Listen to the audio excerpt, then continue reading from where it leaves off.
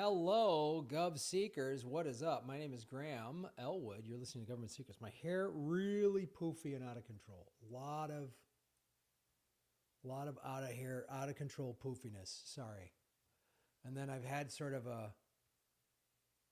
it's kind of a cold, but I think it was more just like breathing in all the crap in LA. So my chest has been. I'm feeling much better now, but I still am sort of coughety going. But I thought I'd wear a collared shirt, with a zipper. It goes up and down, which is really nice. And the blue here, I think it really matches the backdrop. You know what I mean? It's really a good thing. That doesn't make any sense. We're watching... We're streaming on my YouTube channel, on Lee Camp's YouTube channel, and of course on Rockfin. So if you're on any of those platforms and not on the other ones, go follow. That always helps. Holly Horn is our moderator. I sound a little quiet. Like my microphone is too quiet? Kind of quiet? Is that a thing? Let me... I had to redo my setup here a little bit.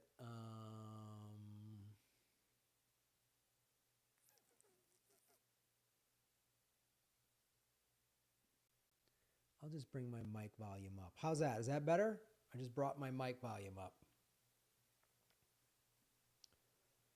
How about that? You can't hear me. Huh.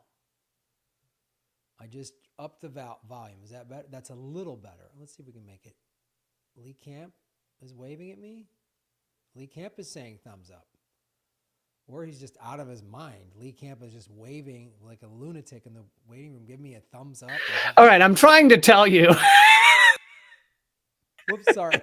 I'm trying to tell you that you sound fine now. For the love of God. All right, that did it. Okay. But now I'm hearing myself echo through your speakers. So. Whose fault is that? Maybe that's your fault. No, I think it's your fault. Lee is loud now. Uh-oh. Well, that's because everyone turned up their volume because of you. Yes. So turn your volumes down. Can you hear? Are you still testing? Hearing the Testing. Well, now we got to ask everyone else if we're the same level. But... Graham is a little lower than Camp. Yeah, now you're quiet. Right. What did you do to your system? I just put applesauce across it overnight. Is that? Tell me if that's bad. I'll stop. If it's bad, I won't do it. See, I have automatically adjust mic volume clicked. Do you click that? I had that, and that's when it was really quiet. Oh. So. Denise says Lee is about twice as loud as Graham. Well, that's how I like it anyway. Oh. All right, try these. Is this better? Is that better? Testing 1, 2. Graham Elwood talking. Yes. That's better. Although I am still echoing. What the fuck?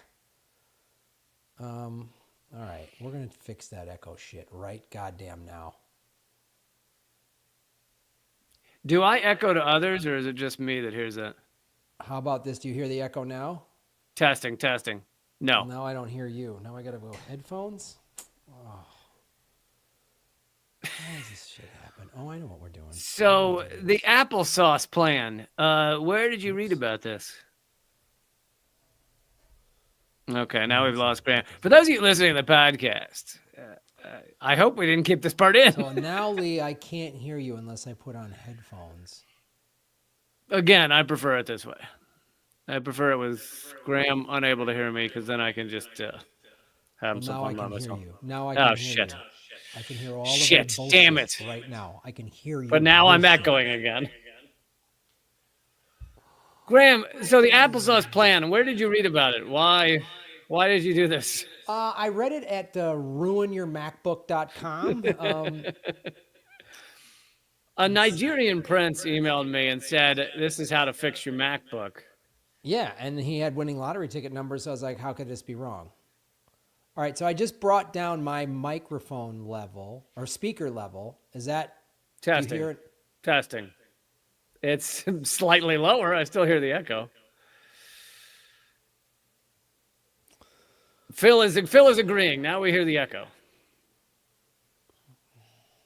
It's like there's nothing much to adjust here on StreamYard. I don't understand. Lee is echoing like an angry god right now.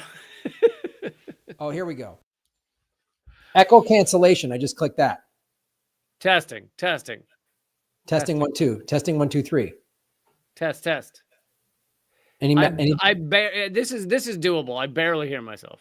Okay. Reduce mic background noise. Let's do that as well. How about this one now? So we've got mic background noise checked Testing. Now I don't hear myself at all. My one issue with get rid of mic background noise is when I do a loud noise, like it'll cut it out. And I need my noises. So all right. So we'll keep that going. We'll keep Lee's crazy noises. All right. You can do it. It won't cut me out. It'll just cut you out. Nice. If you were planning any noises. I have a lot of noises. All right. How's that? Echo cancellation is on. Background noise is off. Testing. Lee Camp. Sounds fine. It sounds fine to me. Everybody can hear me? Yeah. You sound a little weird, but it works. Graham's a little bit louder, but all right. Vicky and Patchouli Diver are giving us a thumbs up, so I think we're good. All right. Well, great episode, everybody. Thank you so much. We're really happy you came out today. We're going to need some more work on cleaning up the applesauce after this episode, but I think for now, let's move on. Ooh, good. Like, this is why I use StreamYard.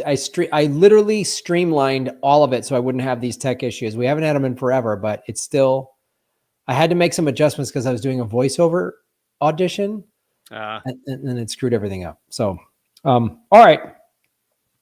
Ladies and gentlemen, welcome to Government Secrets episode 175, Civil War Profiteers and the Bath Riots of 1917. Here's the two most censored comedians in America, Lee Camp and Graham Elwood. Background noise. This is the background noise episode. We've had a lot of comments asking for more echoes and things of the such. So this is for you guys. Bam. How have you been? Man, I know we've already had an episode during the fires, but I'm sorry for all the hell you're going through. Yeah, it's rough for the whole city of LA. I mean, it's been 3 weeks. The fires are now done pretty much. I mean, we had some rain. They're all pretty much contained. And now it's just the arduous task of cleanup, some people are getting back into their homes. Many will not be. And this is going to take months and years, and so I'm traveling for the next 3 months, and a friend of mine, I went to high school with, and they live in Malibu. They didn't lose their home, but it's really hard for them to get in and out of Malibu because the PCH is closed. And so they're going to like house sit for me so they can be closer to work and stuff. But it's insane, dude. I mean, I know 5 or 6 people like directly who lost their homes, and then like everyone in LA knows somebody that lost something. Like, yeah.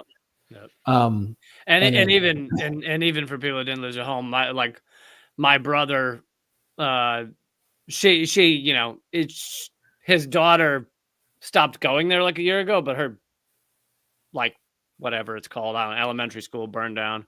Yeah. And other things. My brother's has at least 2 friends lost their homes. Yeah. I mean, you've got 12,000 structures that burn to the ground. So that's not just homes, it's schools. I mean, the Pacific Palisades are gone. And same with most of Altadena. They're gone. The schools are gone. And this all happened in the middle of a school year. So people and LA had not a great housing situation before this crisis. And now you've got, this mad dash for housing, and people need places. And it's really challenging. I mean, like, the martial arts studio I studied at for years burned to the ground, but he's in Santa Monica now and he's looking to start new. So everyone, I mean, the one thing I'll say that was the silver lining from all this is just the way I was very impressed with how the city of LA really came together to help out. That was really a cool thing to see.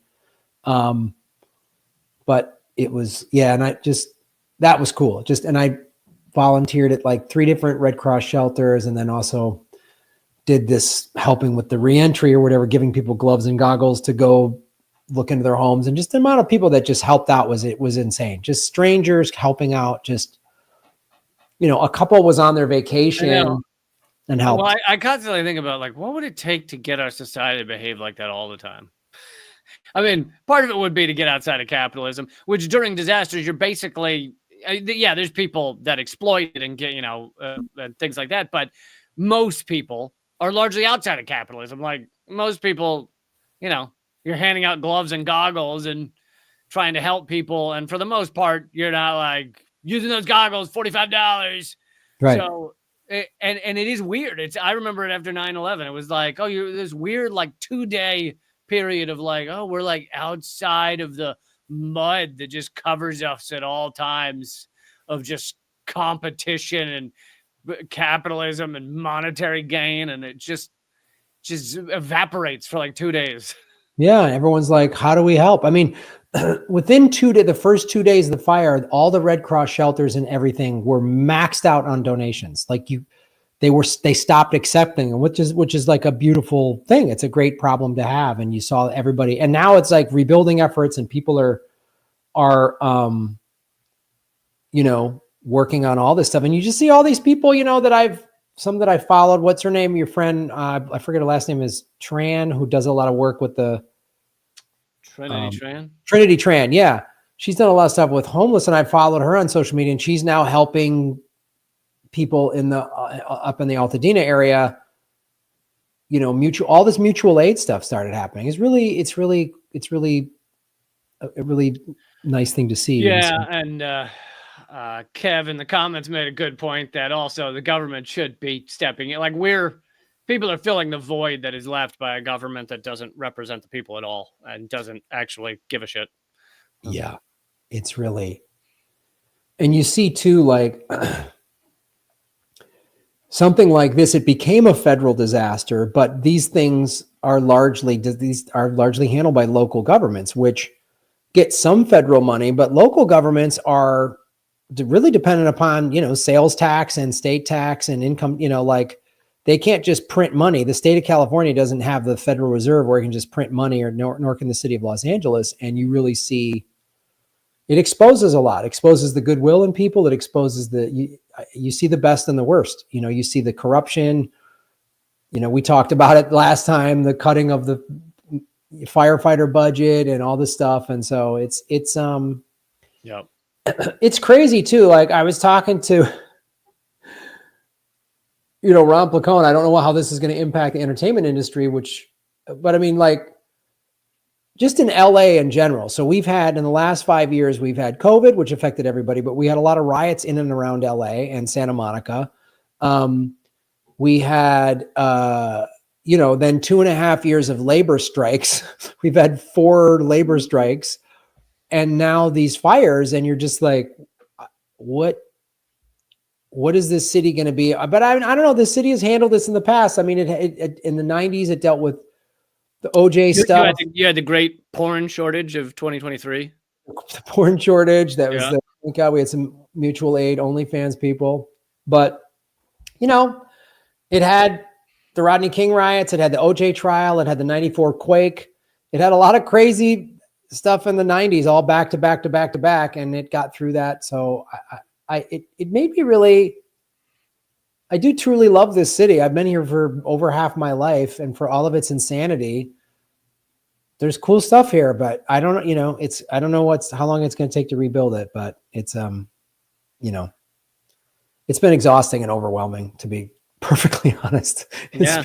And I'm lucky. I didn't have to evacuate. I didn't lose my home, but I think it's affected the whole city, and obviously it's sort of a combination, like COVID and 9/11. Obviously not the fatality number of 9/11, which had like 3,000 people, but the terms of the it was so big. And if you lived in New York like you did, or other friends of mine lived in New York, it affected the whole city was affected. It and the size of these two massive fires, Altadena and the Palisades, like huge, like,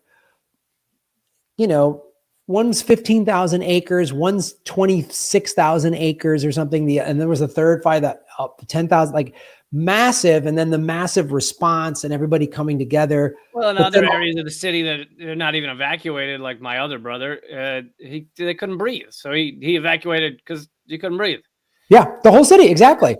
Everywhere, no matter where you were affected by this in the city, even if you didn't. And so then it was like COVID, because you're outside having to wear masks, and so it was like 9/11 and COVID kind of type thing. It was crazy. Yeah. And it'll be one of those things like we all have on our historical timelines, pre 9/11, post 9/11, pre-COVID, post-COVID. The people of LA will have pre-fire, post-fire. They'll have it. They will, until next week when there's another fire, and then Right. and then the nation again gives reports once in a generation fire, and we'll have that about every 3 weeks. It'll be a once in a generation fire, so that'll be good. Yeah, I would say, like, climate change doesn't care if you believe in it or not. It's happening. Yeah, exactly. Doesn't care. Okay, let's do this. I'm getting depressed by talking about current reality. I'm figuring like the horrors of the past is a better place to go. Let's lighten the mood with horrors from centuries ago. Like, let's. Yours sounds funnier, so let's go with that one first to get us back into the ha-has. Civil War. Mine is a funny name, but you will find out is not very funny. Yeah. Civil War profiteering just sounds fun to begin with. It sounds amazing. It sounds like a day at a water park. Yeah. The bath riot sounds hilarious. It sounds like, like Benny Hill or something, people slipping on soap and falling over and stuff, but losing their shirts. Yeah, there's a bunch of people, men and women, going, "Woo!" and just running around. Yeah, that's what it sounds, but it is not that. It's just one big silly wet t-shirt contest. A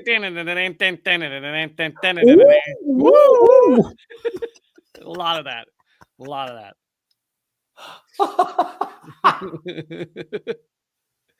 Yes. I mean, we could, what we could do to make the show a little more chipper? Still have the same topics, just completely make up what they are. Just utter horseshit just to what they're. What we honestly should do? This would be a fun thing to do. And maybe we do this at our next live show, which will happen another 3 years from now. Which one is true?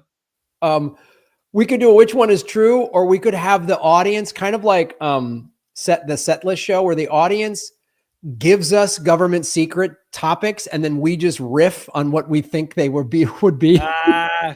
That'd be excellent. That'd be excellent. Let's do that on our next live show.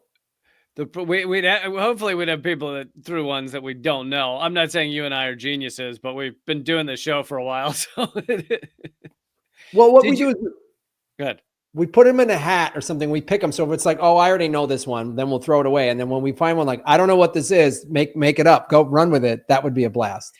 Yeah, someone I can't remember who, but someone who's been a long time fan. They were like, have you?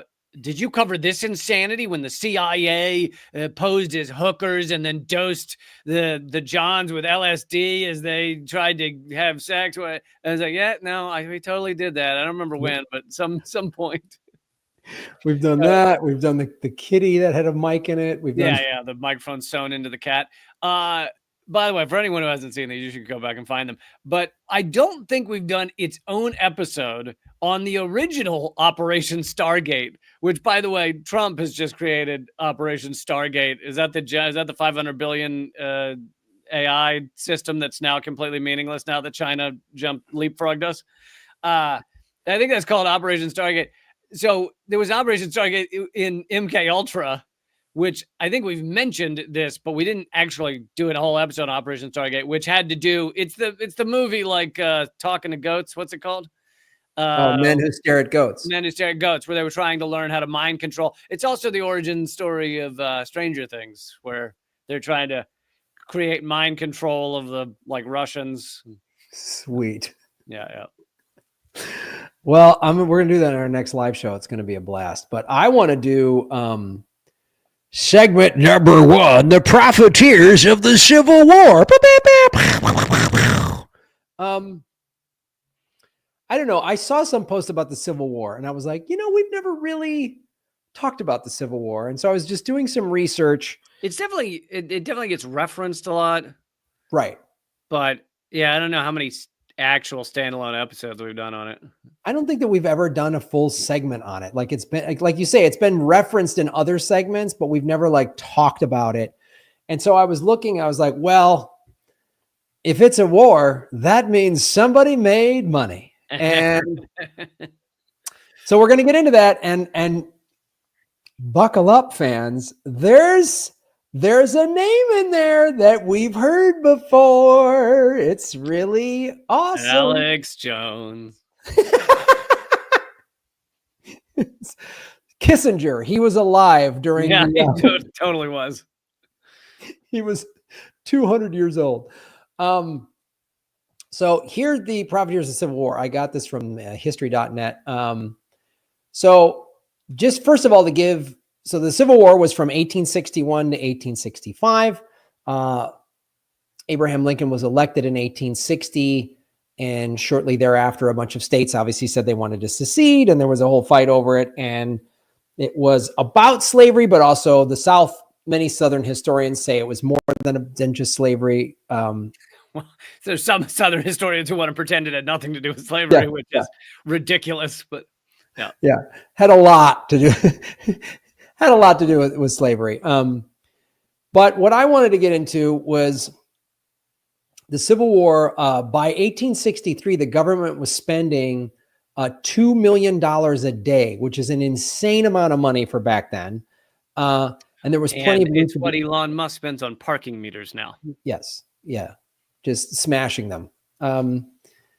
So the word actually shoddy came originally used in Britain to describe worthless coal, was soon used in the United States as a definition for cheap reprocessed wool that unscrupulous suppliers used to make army uniforms. Harper's Weekly called it a villainous compound, the refuse and sweepings of the shop, pounded, rolled, glued, and smoothed to the external form and gloss of cloth, but no more like a genuine article than the shadow is to the substance. So this is like the cat hair at the bottom of the shop. They'd sweep it together and turn it into a uniform. Yeah, the old wool and whatever, just like, rat droppings or whatever, the same stuff that goes into a hot dog, just. And you got to assume that it's like evaporating on day one as the soldiers are like literally 3 hours in, they're nude because it's just gone. So this is where the term shoddy came from, and how the evolution of that word in this country. So what happens, the uniforms made of this shoddy material quickly fell apart under the demands of regular use. It followed that the merchants and manufacturers who supplied the government with such cloth became suddenly and fantastically rich in the course of their scramble for contracts alongside others of their kind.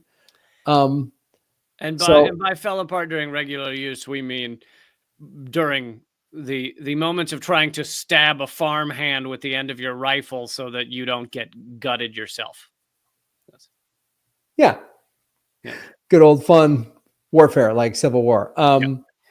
So it wasn't just the good gang making the shoddy fake wool jackets. Beef was a big supplying both armies with beef was a huge industry. And speaking of beef, I just remembered one of the standalone Civil War episodes we did was on Civil War disease and piles of shit, like mountains of shit at the Civil War encampments, both from the animals they would eat for beef, but also from their horses, but also from 10,000 men who decided they're not really going to walk that far from the camp to go take a shit. So it was just mountains of shit. That's right. I do remember that Civil War shit episode. So, it wasn't just the fake wool jacket guys making money. There was purveyors of tainted beef and weevily grain, the sellers of cardboard haven sacks and leaky tents. Cardboard what? Oh, sacks? Yeah, haversacks. So haversacks, I think, was their big sort of kind of backpack with all of their stuff in it. Rucksack type things? Yeah, rucksack type thing, but they made it out of cardboard. It wasn't like good material. So this is one of the early times of just sticking it to the soldiers. That was, so it was horrible for the soldiers, but this is going to, tell me if you've heard this before. There was then a whole new class of nouveau riche millionaires. In 1843, there were only 20 millionaires in the entire United States. By 1863, New York City alone had more than 100. Dude, war is so good for the rich and the wallets. Dude, war is just great. It's great. This is the 1860s.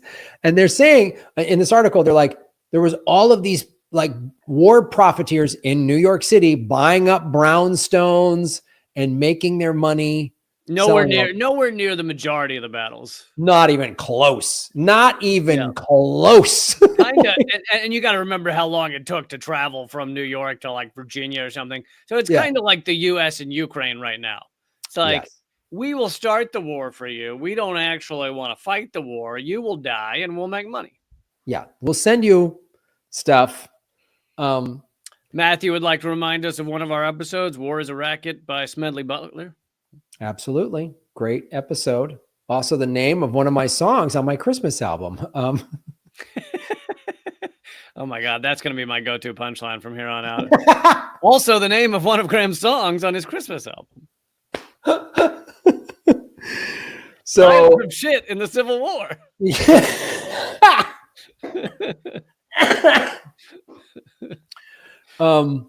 So they lived in these brownstones on Fifth Avenue, the new diamonds which dazzle unaccustomed eyes, and new silks and satins which rustle over loudly as if to demand attention, observed the New York world. The world has seen its iron age, its silver age, its golden age, and its brazen age. This is the age of shoddy. The age of shoddy. Oh man, if they thought that was the age of shoddy, they should have lived for today. Boy, did they missed out. This is the age of Ponzi, you know? Yeah, this is the age of Ponzi. So they weren't even like making good stuff to support the war effort. They're just like, make a bunch of cheap crap, get a big profit, and buy a brownstone in New York. So there was J. Pierpont Morgan became involved in a scheme to sell the United States its own rifles at a huge profit. Is this J.P. Morgan?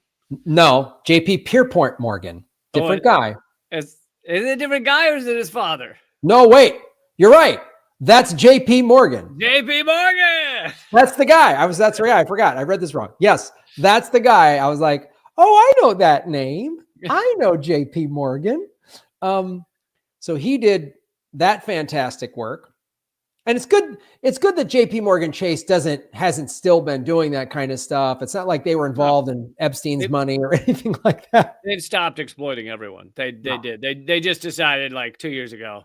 Yeah. No more exploitation. JP Morgan Chase. Yeah. Yeah. No more profiting from awful, evil people and things. No more predatory lending or mortgages or anything. No, none of that. So businessman Arthur Eastman. Hold on, I think we have to ad break for Chase Bank real quick. What's in your wallet? Or whatever. Arthur Eastman offered to buy 5,000 obsolete carbines from the U.S. government for $3.50 each, although he didn't have the cash handy. Later, when General J.C. Fremont needed weapons, the New York lawyer Simon Stevens offered to sell him the guns Eastman wanted to buy. He promised Eastman $12.50 each and subsequently made a deal for them to sell to Fremont for $22 each. Oh, you know what that is? That's the old airline. it appears we've oversold this flight. We're looking for 2 volunteers to stay a night in Cincinnati. Yeah. That's what that is. I've actually oversold these firearms. Sorry. So the firearms that were 350 were 350 each were sold for 22 each, and a bunch of dudes got paid along the way. Nice. There was a catch though. Stevens didn't have any of the money to buy these, so he approached our good friend JP Morgan, who loaned him $20,000 in exchange for 9% interest and a 25% commission on the deal. Wow.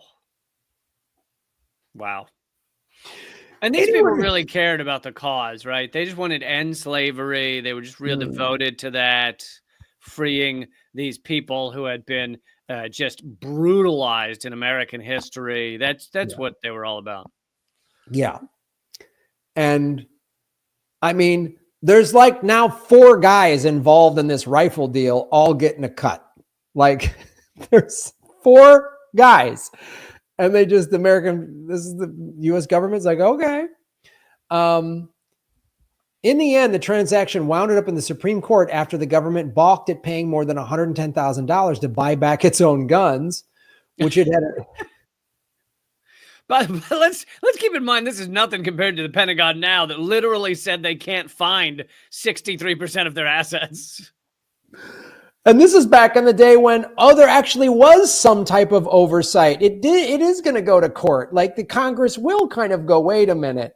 Now it's just like, well, yeah, we're going to, we lost how many $1 trillion did they lose? The Pentagon, their budget? There was $21 trillion of unaccounted for financial adjustments, but that was just in like a 15-year period. So that number needs to be updated by about 5 years. Let's not split hairs. You know what I mean? Just, you're fine. So the original deal was going to be for $17,500, but it went to $110,000. In 1867, the court agreed with Stevens that a deal was a deal and ordered the government to pay him his full fee plus interest.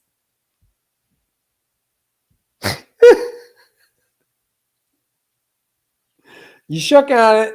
Deal's a deal. Yep. A lot of people making money off this. Come on. But here's more from our good friend JP Morgan, also added to his already growing fortune by quietly buying up gold, then shipping a huge stock to England so that the resulting shortage in the United States would drive the price up. Dude, by the way, this is the oldest game in the fucking annals of capitalism. Is they own multiple parts of the process so they can create shortages that then allow them to drive the price up. I covered this a while back with Cargill, and this goes way back. This is like early 1900s, late 1800s. Cargill would have a lot of money on Wall Street, and they would also be in control of the grain coming from the farms to wherever other locations. So they would find out shipments caught on fire, or maybe they would catch them on fire. Who knows? But they would find out they caught on fire way before anyone else knew because it's their business. They then bet on the fact that grain is going to go up. Then they hike up the grain because the shipment caught on fire, and they're making money at every level. Turn. Yeah. Which is why I've already brought up Epstein, so I might as well bring this up, which is why I've been telling people to buy Bitcoin, because the rich people are going to buy Bitcoin and deliberately take it off the market to drive up the price. That's what they're going to do. Listen, could you at least get the show sponsored? If you're going to do this many promotions, we got to get a sponsorship deal from Bitcoin or something. Yeah, we'll get one. I'll get a Swan Bitcoin affiliate code. I'll get that set up. If you're going to do this many native ads. So JP Morgan made piles of money by great if Graham was secretly sponsored, but he didn't want to cut me in on it, so I didn't know. So he's just like, Bitcoin, it's the choice for smart people. And I was pulling the old Truman Show. Who are you talking to? What are you talking about? Yeah. Hey, Lee, isn't this Bitcoin coffee really delicious? And I'm like, I guess he just really likes it. But then it starts switching to other things. This coffee I got is amazing. And I'm like, Graham, Why are you always doing an ad in the middle of the show? What ad? I just really like my new Casio sports watch. this is an ad. I just happen to love this watch. Did you know I can go down to 5,000 meters depth and it won't blow my nuts off?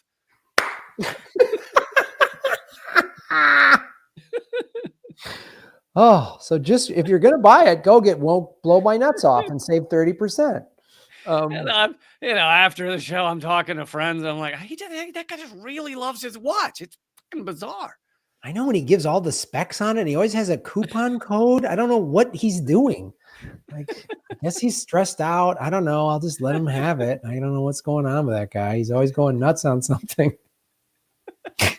He just gets really into products.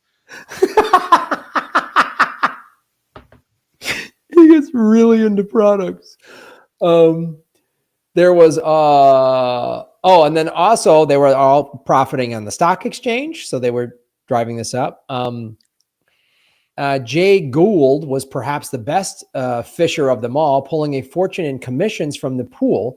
Cold-hearted and clear-eyed, Gould was one of the most sinister figures that ever fitted bat-like. What? Who is this poet? Who is this excellent poet? This is newspaper journalism in the 1860s. It's pretty beautiful. One of the most sinister figures that ever flitted bat-like across the vision of the American people, according to journalist Joseph Pulitzer. There you go. The spectacular new gold prices would fluctuate depending on the fortunes of the Union Army, rising after defeat and failing after victory. During the War of the Rebellion, Gould's firm made a great deal of money speculating in gold. Gould had private sources of information in the field, and he was able to. His name was Gould. Come on. I know. He was able to turn almost every success or defeat of the Union Army to profitable account. James Fisk was a good friend of Gould, and after the war, they would team up with Drew against Cornelius Vanderbilt in the famous struggle for control of the Erie Railroad. During the war, Fisk dealt favors to Washington politicians from his suite at the Willard Hotel in exchange for lucrative contracts to supply blankets and other material to the Army. He also made a fortune purchasing Southern cotton for Northern firms behind enemy lines. I'll tell you what really lost the Confederates the war was the cat pube jackets they were wearing. That really lost the war, I think. That did it.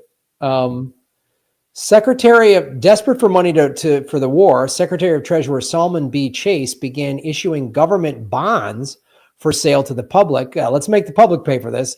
Koch approached Chase, financier Jay Koch. He approached Chase with the idea that he could be the sole agent for selling those bonds for a commission, of course. Chase balked at Koch's monopoly scheme, but Koch sold bonds anyway and did it so well that Chase finally capitulated.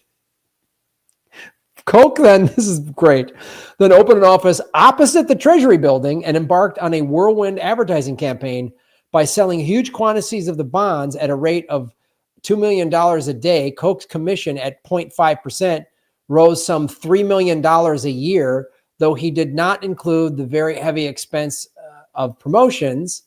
If you read the book, The Robber Barons, Koch used this bonanza to make himself a powerful force in the nation's financial establishment. Rising from obscurity like the provincial comet, he had come to hold the national purse strings, and soon the expression "as rich as Jay Koch" became a full saying. There was now it's as rich as Koch Industries. We've updated the saying. Yeah. And it wasn't just in New York City. Peter A. Widener of Philadelphia and Richard Amore of Milwaukee sold meat to the Union Army. As the war drew to a close, Armour knew that meat prices would fall, so he hurriedly arranged to sell his meat short and gained a $2 million windfall when prices plummeted from $40 a barrel to $18 a barrel. It's good to see they were short selling even back then. Yeah, they were short selling. And not every businessman was a crook or tried to make a profit. New York City department store magnate Alexander Turney Stewart sold blankets and uniforms to the Union at cost, but people like Morgan, Gould, and Cook would have referred to him as a sucker. So those are the people that profited off of the Civil War. America, war and profit go hand in hand like genocide and slavery. We also didn't mention little Gary, who was standing there selling bottled waters to the troops as they marched by in the middle of the Virginia summer. That guy. I'm surprised there wasn't one of these guys that went, you know what, we'll sell them these shoddy suits and then we'll also sell them like little needle and thread to sew up your Yeah. The suit comes with a needle and thread. Totally. Just comes with a needle and thread. Also, you can see that salesman who's actually selling you on the shoddy suit as opposed to the good. It's like, look, comes with needle thread. Often there's already a hole in the back, so you can just take a shit as you're walking. Don't even have to slow down. Great. It's excellent. Yeah, and if you need more thread, we'll sell you more needle and thread out there. So you'll make money every possible way. Nice. Okay. Segment number 2. Lee Cab. He's got a bath riot. And this story is a riot. Boo boo. Pew. January 28th, 1917. Oh, actually, I'm gonna tell you a little bit of this, Graham, and see if you can guess what's going on. Okay. 1917, 17-year-old Carmelita Torres refused to take a bath. Press accounts estimated that by noon she was joined by several thousand demonstrators at the border bridge. The protest became known as the Bath Riots. Can you guess why she refused to take a bath? Oh, probably because they had to now keep in mind, this has to do with the United States. Yeah. They probably were forcing her to take a bath because she was brown or something like that and from another country. Yeah, you actually got it right. Oh. Yeah. I wasn't expecting that. Yes, Mexican border crossers were not considered illegal in the United States until, and by the way, part of the reason I picked this story is because right now we've got all the Trump raids against immigration. I like to remind everyone Biden deported more than Trump did in his 4 years.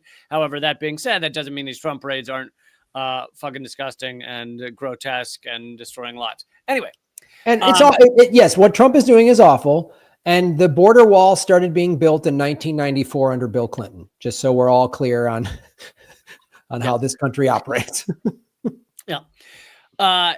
So they weren't considered illegal in the United States until 1917, meaning Mexicans could come across the border and work, and there was no passports needed, etc.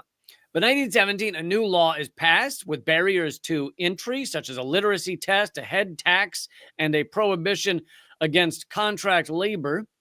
Mexican nationals, for the first time, needed a passport to enter the United States.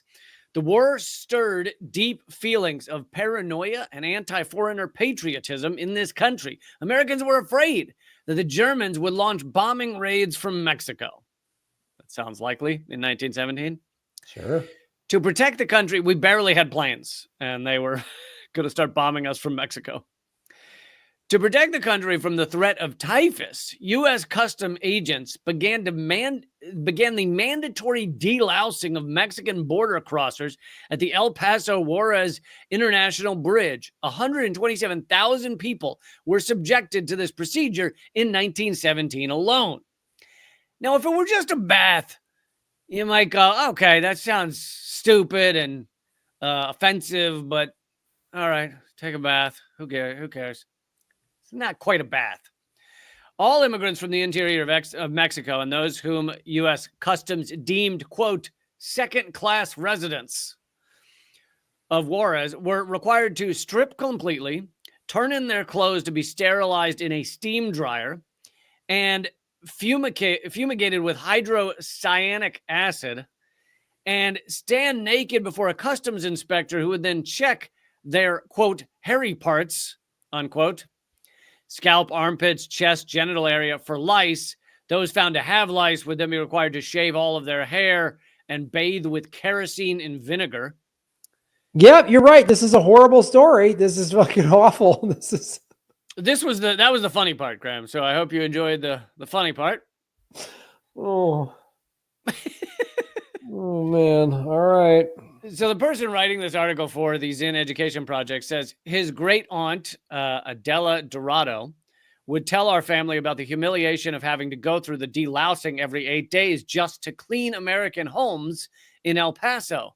She recalled how on one occasion, the U.S. Customs officials put her clothes and shoes through the steam dryer and her shoes were melted. So how exactly do you continue about your day when your shoes have been melted? In January 28, 1917, 17-year-old maid named Carmelita Torres crossed the border daily to clean houses in El Paso. She refused to take a bath and be disinfected.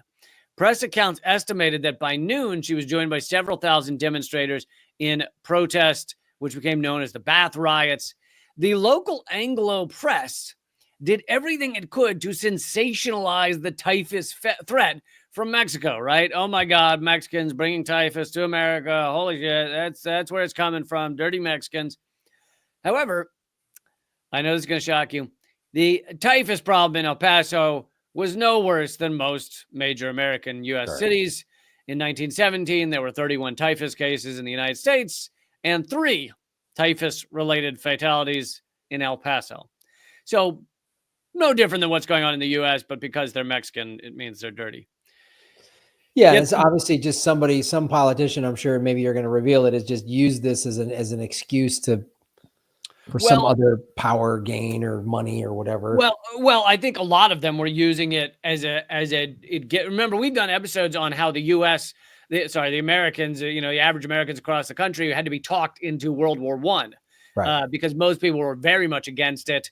And they had to do things like arrest people who were opposed to it, like Eugene Debs and all this shit. And they started, we've covered all this before, but a lot of propaganda to get people excited for World War I. And one of the things they did was say, oh, well, dirty German immigrants, dirty other kinds of immigrants. It was all part of this, like a nationalistic fervor that was needed to think we need to go fight in World War I. And so, as I mentioned at the beginning of this one, that led to also a hatred against Mexicans. Yeah, let's demonize it. Let's demonize foreigners. Sure. But the delousing went on for decades along the U.S.-Mexican border, long after the threat had passed of either typhus or sneaky German bombers. Even up to the late 1950s, during the guest worker program, Mexican laborers were still being sprayed with DDT before being allowed into the United States. Why? Because the paranoia not only was about physical contamination, it was also about cultural and genetic contamination. Wow. DDT? DDT. Spraying a human being with DDT? Believe it or not, it's about to get worse, Graham. Oh, good. Great. Would you like to take a shot in the dark of how this gets worse? Oh, I don't know. There's probably some type of sexual assault thing or whatever, stealing something. You were close on this one. All you had to do, whenever I ask what's going to happen next, just say Nazis. It's always Nazis. It always comes back to Nazis. When in doubt, there's a Nazi around doing something bad. So this is written by a guy whose great aunt went through this. He says, I also unexpectedly uncovered other information in the National Archives that took my great aunt's personal recollections beyond family lore or microhistory.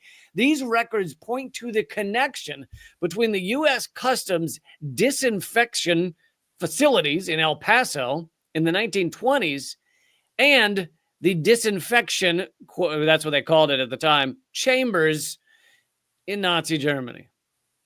Oh, they used the same. The documents show that beginning in the 1920s, U.S. officials at the Santa Fe Bridge deloused and sprayed the clothes of Mexicans crossing into the U.S.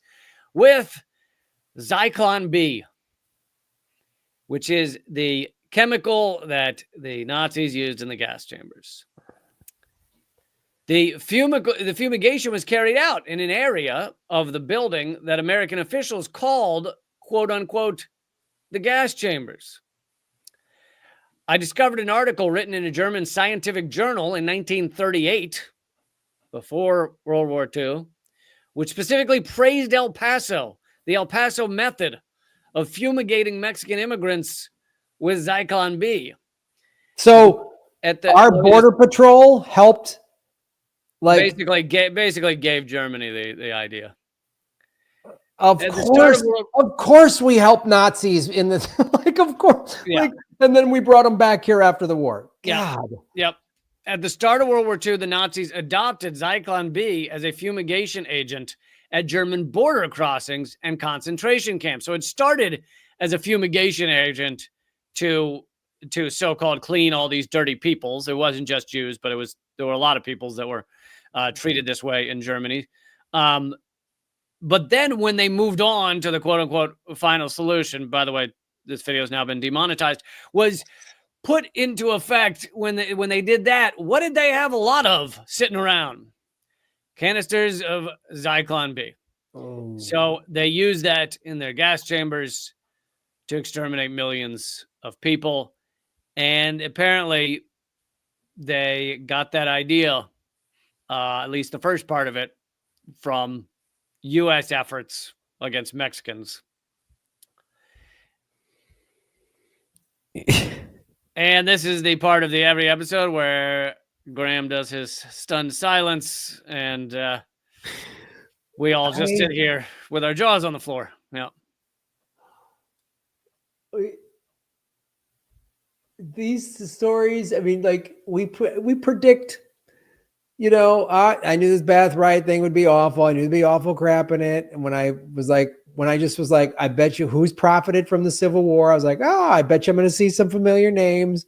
So there's always stuff that you just sort of, from doing this show and both of our shows for so long, you just know is going to happen. But then when you get into the nitty gritty on certain things, it just still is like, yeah, that's still bone chillingly evil.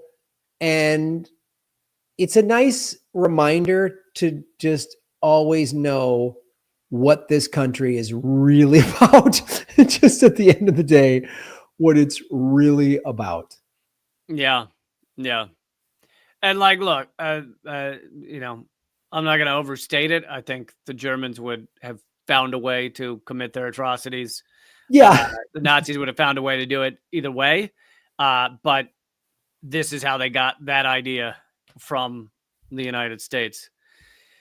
And by the way, for those who are interested in this concept, we have done other episodes.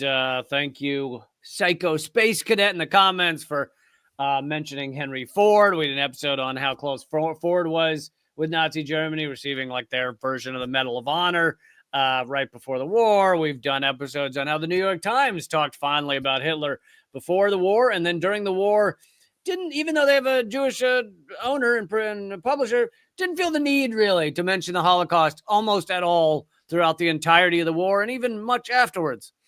So we've done various segments on this. But before I wrap up this one, let me say that this is not just the past. This comes into the present. Shocking. This is from the LA Times. Immigrants suing over the disinfectant used at Adelanto. A man, last name Hernandez, is one of 7 people who are part of a class action lawsuit filed on March 20th by the Social Justice Legal Foundation against Geo Group. We've mentioned them before, one of these private prison horror shows.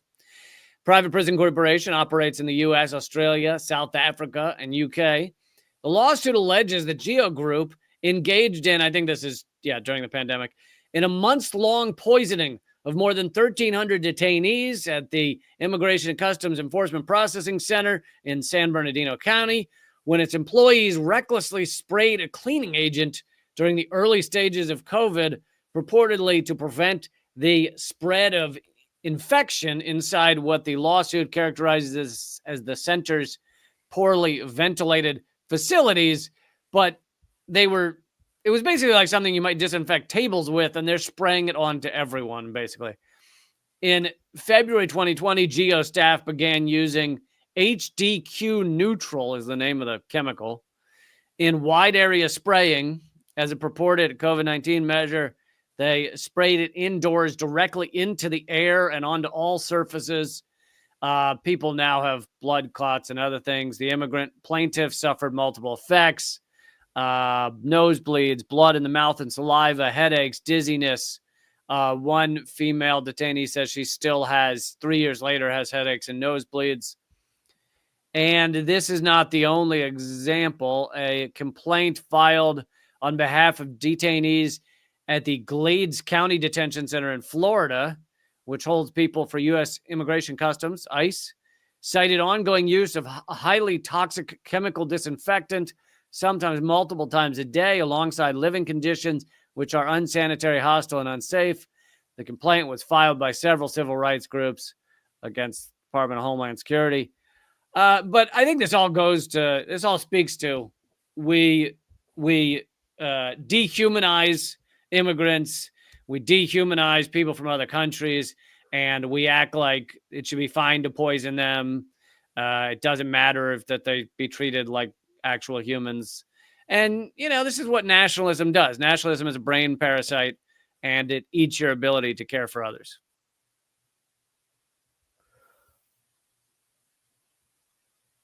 Should we have gone with the funny one second? Yeah, Okay. for Next sure. time. Next time, funny second. I'm as you're reading all this, I'm sitting in my head just going, is the United States salvageable?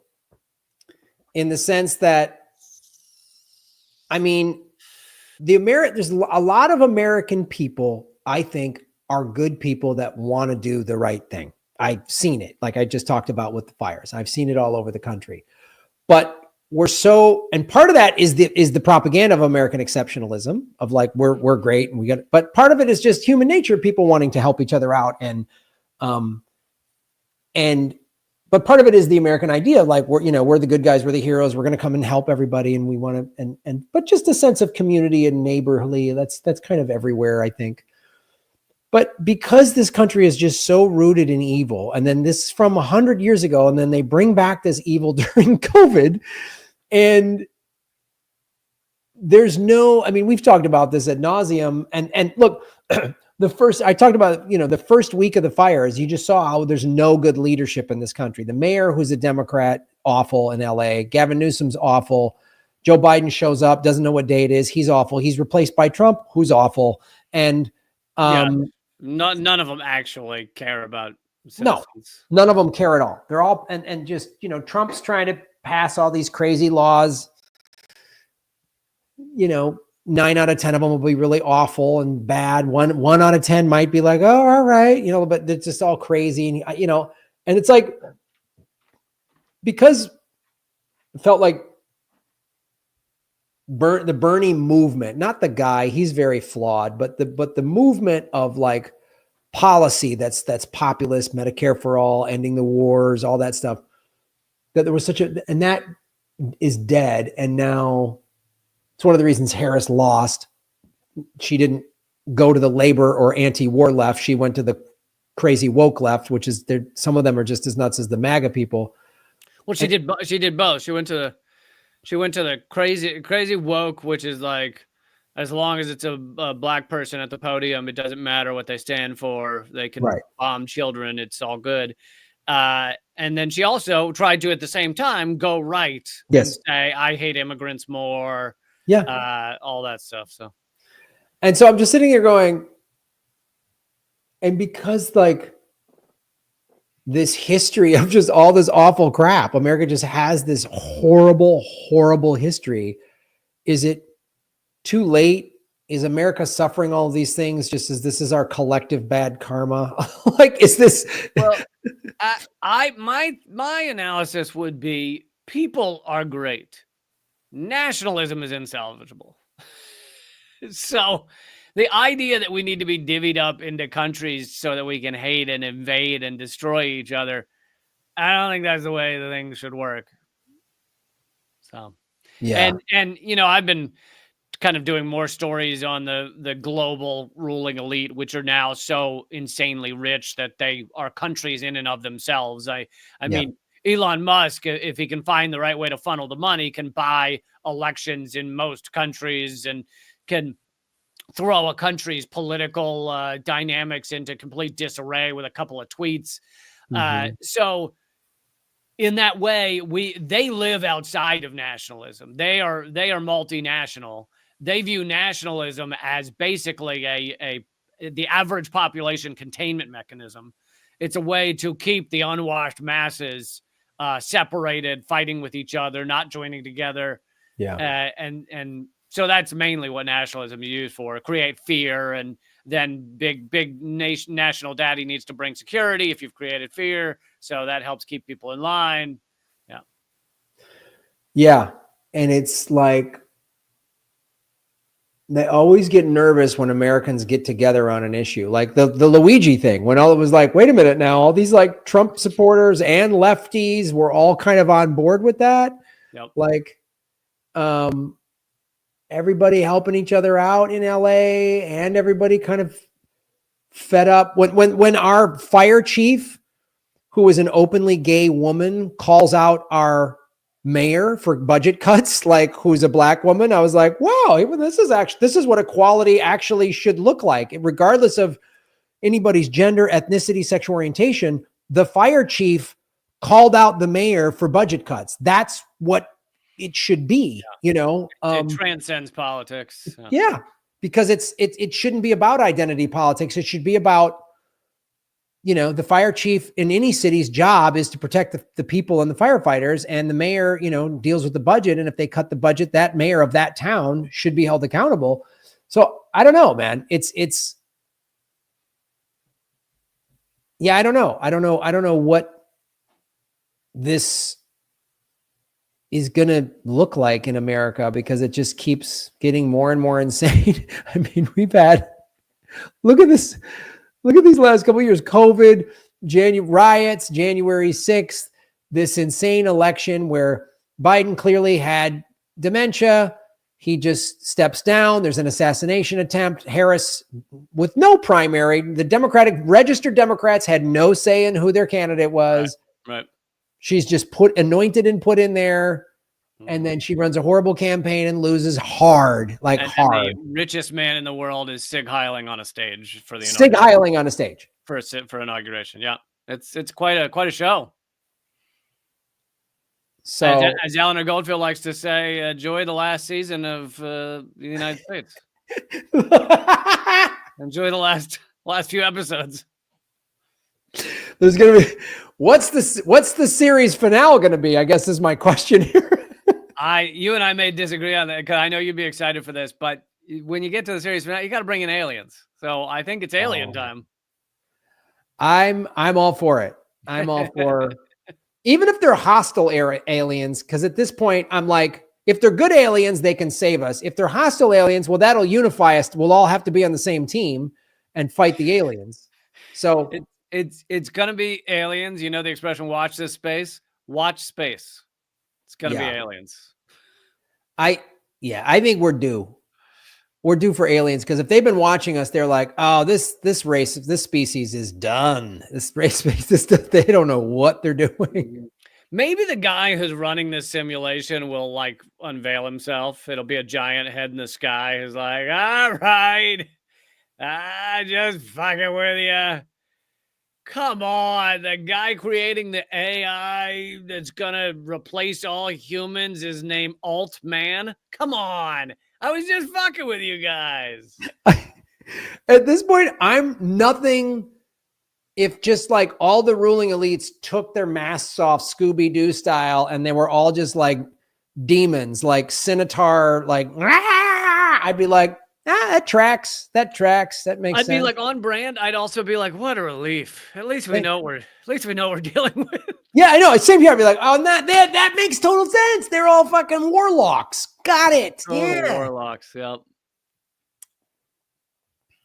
Well, speaking of warlocks, folks, we're doing our Government Secrets Patreon bonus segment immediately following this. Speaking of warlocks, I am selling a new brand of locks that you can get for home security. I mean, not selling. You would just say you love it. I love this new home security I have. What are you, Bram? What are you talking about?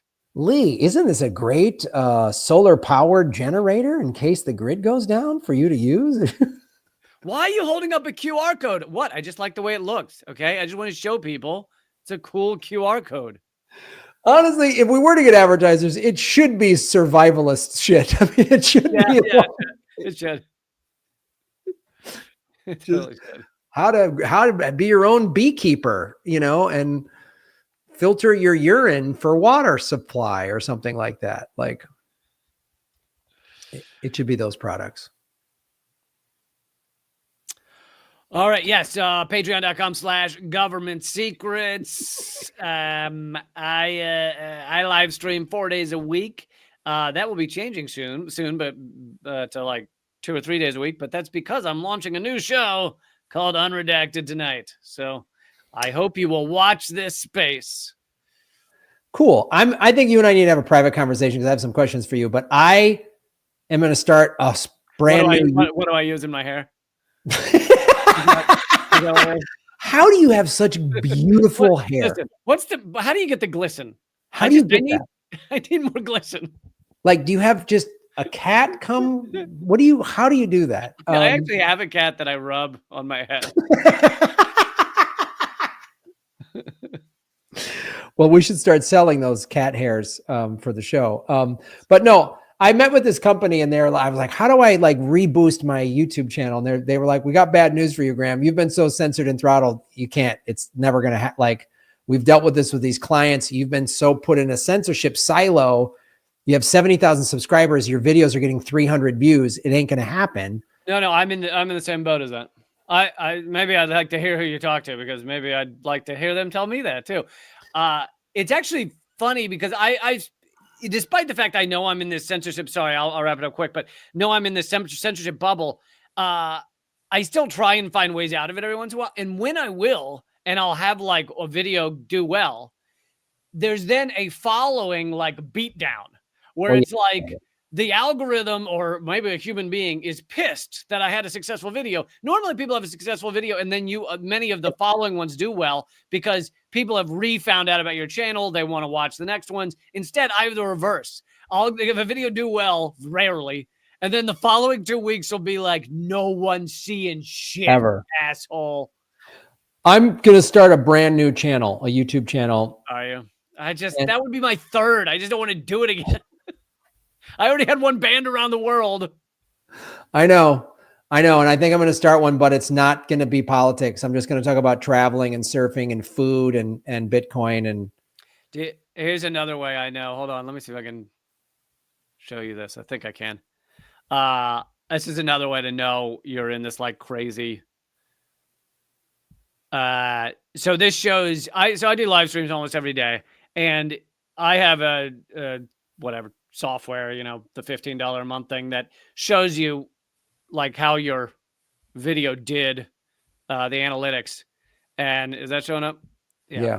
And you see the blue line here. So first hour, this is when a lot of people watch. Now, any normal video would then trickle up.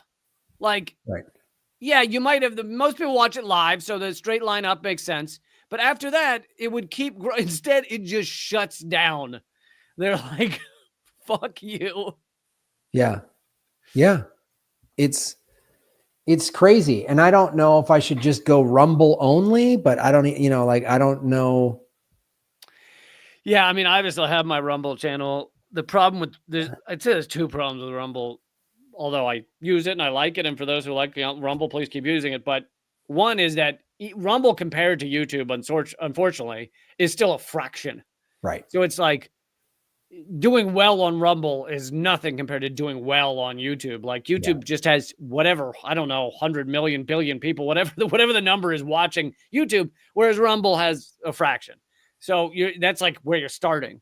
And then the other problem is, yes, Rumble is more popular with right wingers. So you just get loads of idiot comments on there, which is kind of sucks. I know. I saw that's one of the reasons I did when I first got on there a couple of years ago. I was like, oh boy, I got to listen to this nonsense all day. Yeah, it is.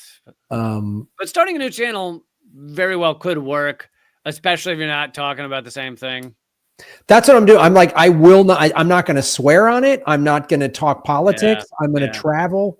That's what I was like. I'm going to try that. And this company was like, that's what you should do because you can't get out of this. Once they put you in that silo, that's it. You're in jail. You ain't getting out. And I was like, okay.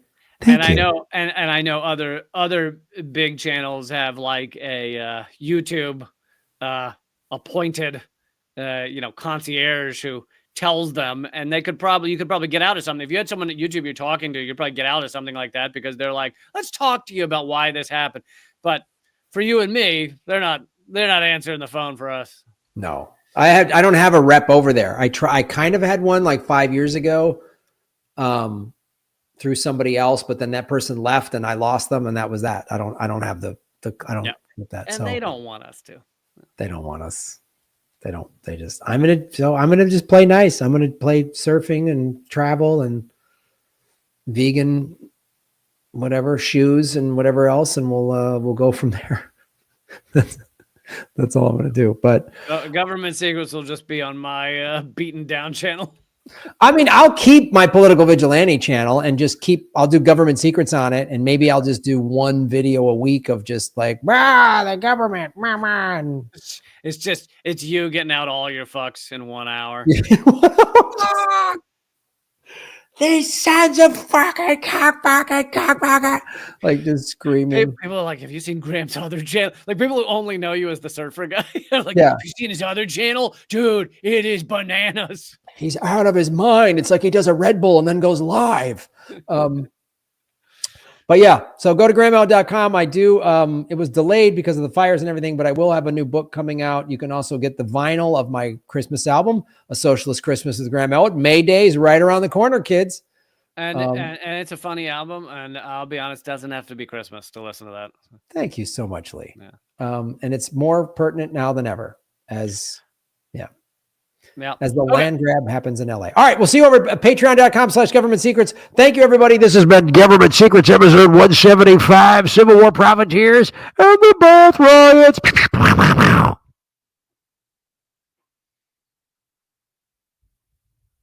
Thanks, everybody.